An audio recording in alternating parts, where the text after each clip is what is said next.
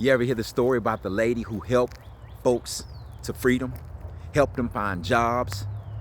The lady who invested in the oil industry became a multimillionaire, if not a billionaire, in her lifetime. Went from being enslaved to a cook to owning restaurants and boarding houses and so many other businesses, including investing in Wells Fargo. Ladies and gentlemen, today we're talking about Mary Ellen Pleasant.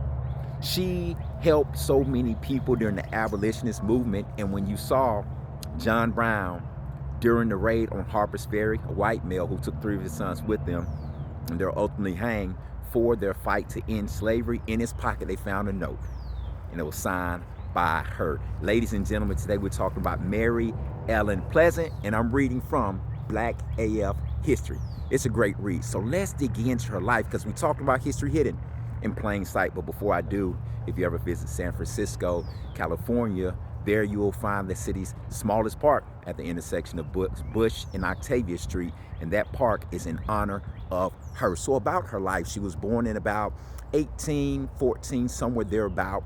There's no exact date, but it said that she was ultimately working as a cook in Nantucket.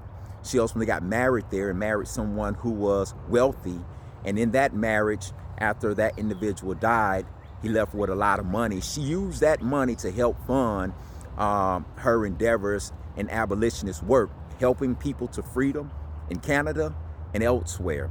And so when the Fugitive Slave Law and Act passed there about 1850, which coincidentally is about the same time that California achieved its statehood, she moved out that way because it was a little bit more difficult to do the work that she was doing. She made a stop there in Louisiana on the way to California.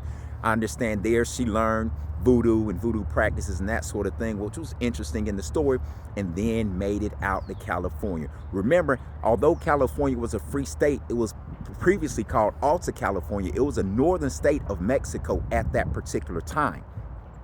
And remember, Mexico had already outlawed slavery under their first black president, Vicente Guerrero, in 1829. So getting back to the story, there in California, she worked as a cook.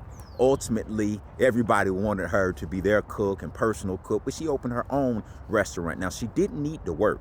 She already had a lot of money, but then she later went into business with an individual who worked for a bank. She was married at the time, and it said that she did have a romantic relationship with this individual who worked at the bank, but because she could not have the bank accounts in her own name, she put the money under his name, and together they started laundry houses, restaurants, boarding houses, brothels, and you name it. She became one of the biggest players in California on the scene. Now, when the 14th Amendment was passed, she switched her race from white to black because she did so much work in the abolitionist movement and just on behalf of black people as a whole. And so she did so many things in her life. It said that even the governor signed his oath of office, or took his oath of office in one of her houses. Ladies and gentlemen, you got to read the story about Mary Ellen Pleasant, and you got to check out this book. Hey, I'm Joshua Teach Us, and today we're talking about history hidden in plain sight.